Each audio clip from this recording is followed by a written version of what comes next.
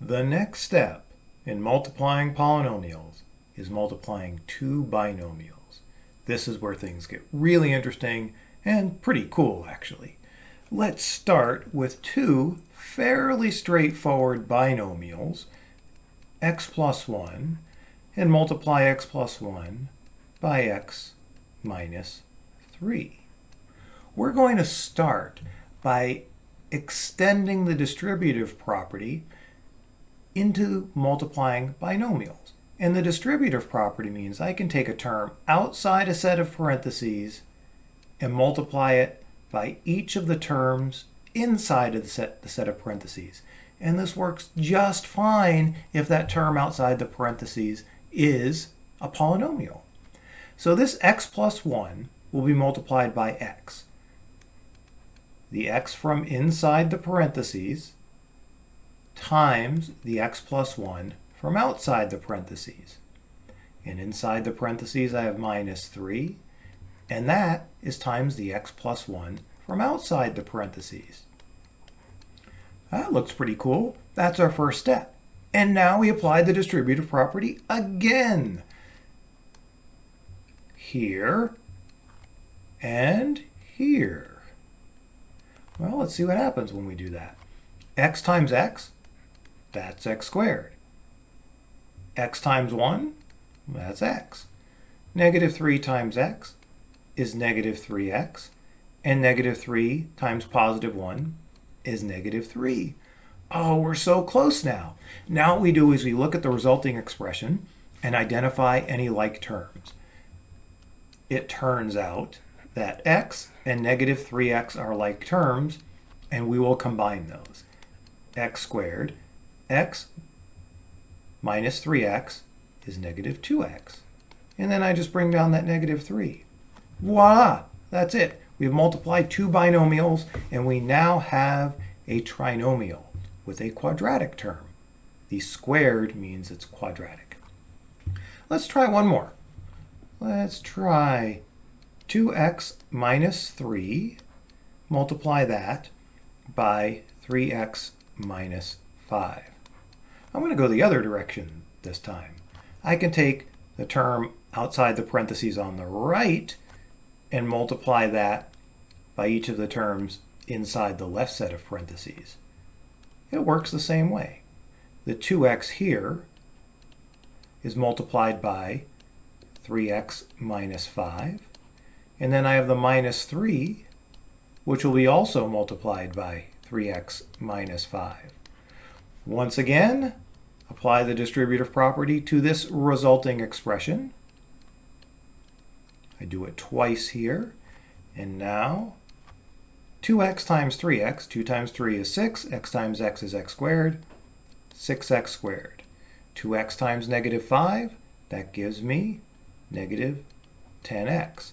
And on to the second set of parentheses, negative 3 times 3x is negative 9x. Negative 3 times negative 5, positive 15. Take a close look to see if you identify any like terms. Typically, the two terms in the middle will be like terms. And in this case, negative 10x and negative 9x are like terms. I'll combine those, giving me 6x squared minus 19x plus 15. That is how you multiply two binomials using the distributive property. I'm going to do one more example, but without any numbers, just with variables. A plus B times C plus D.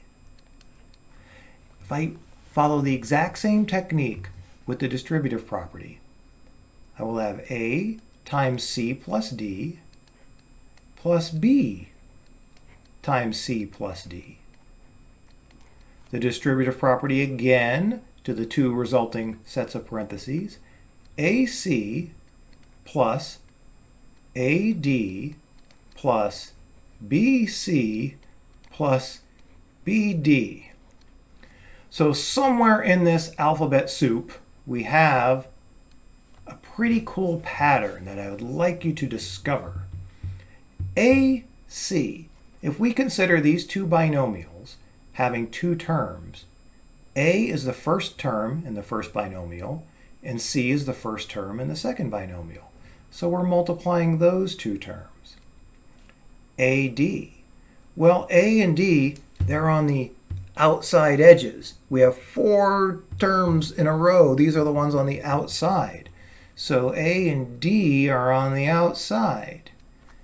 B and C, well, B and C, they're on the inside terms. And finally, BD, well, B is the last term here, and D is the last term in this one.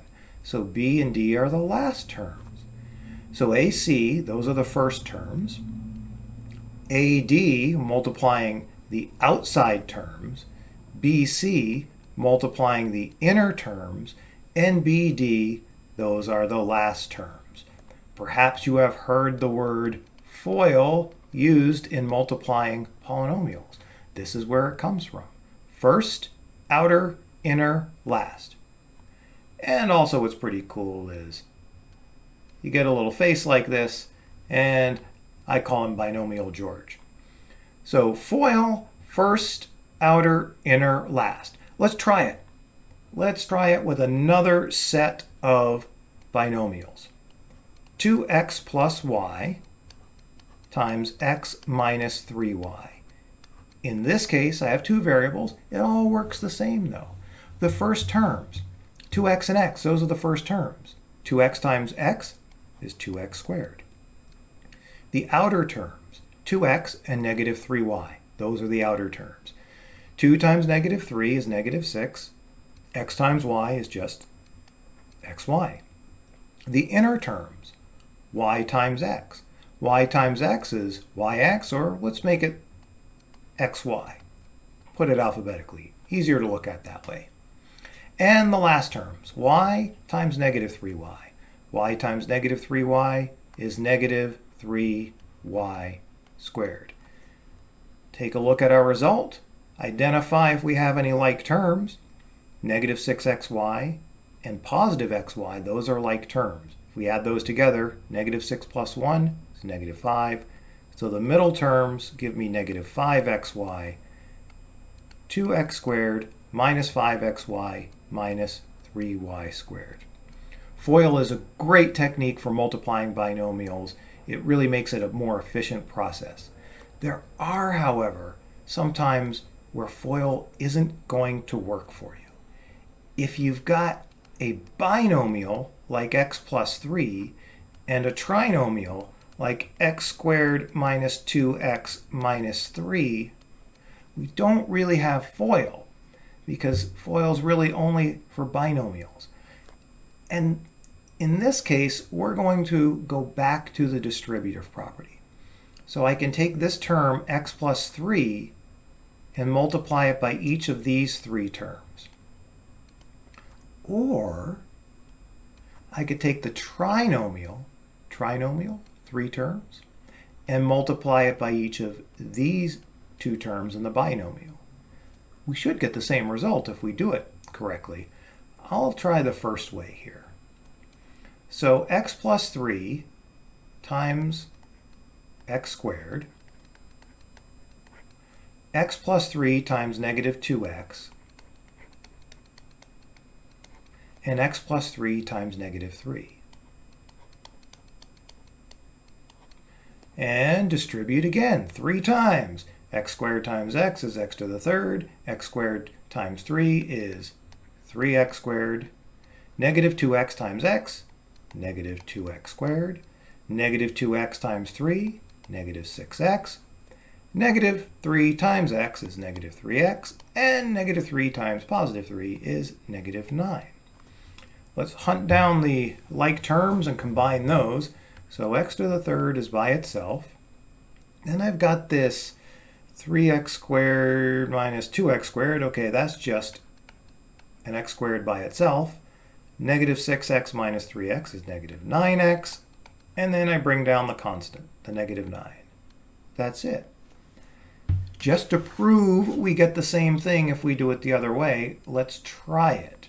I'm going to take the trinomial, multiply it by each of the terms in the binomial. That means I have x times x squared minus 2x minus 3 plus 3 times that trinomial.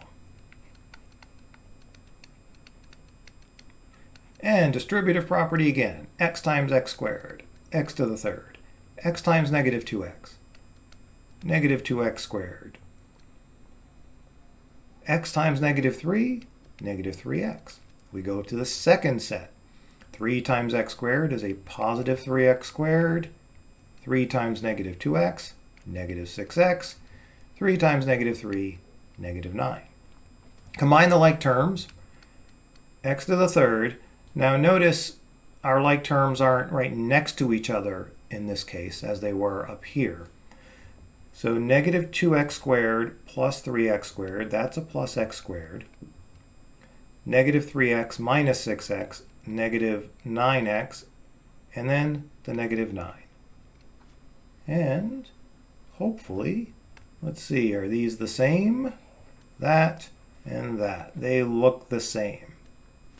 I hope you also noticed that I've been writing the terms in descending order by degree. What that means is the exponents are going from biggest to smallest in the terms. An exponent of 3, 2, 1, no exponent. That's called standard form for a polynomial.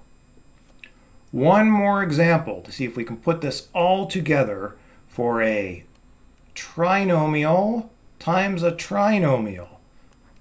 X squared plus 5x minus 1 times x squared minus 2x plus 4.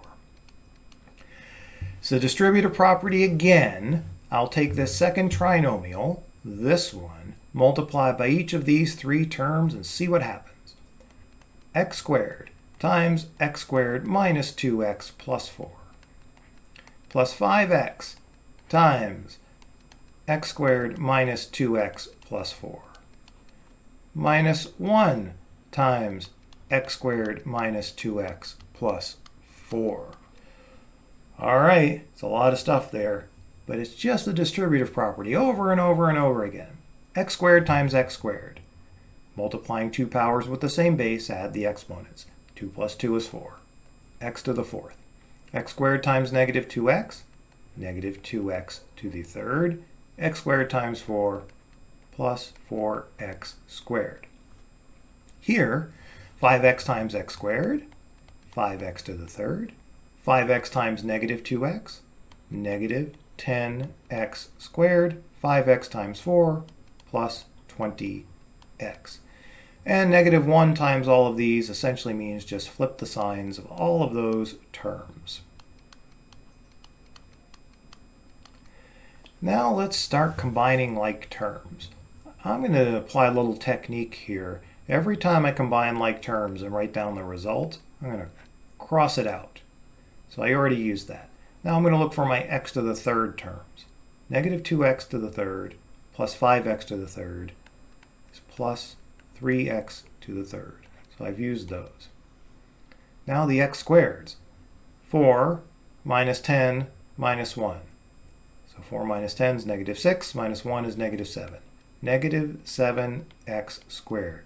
I took care of the x squared terms. In the linear terms, the ones with x to the first, plus 20x plus 2x plus 22x, and the constant, negative 4. So this trinomial times a trinomial ended up giving me a polynomial with 5 terms.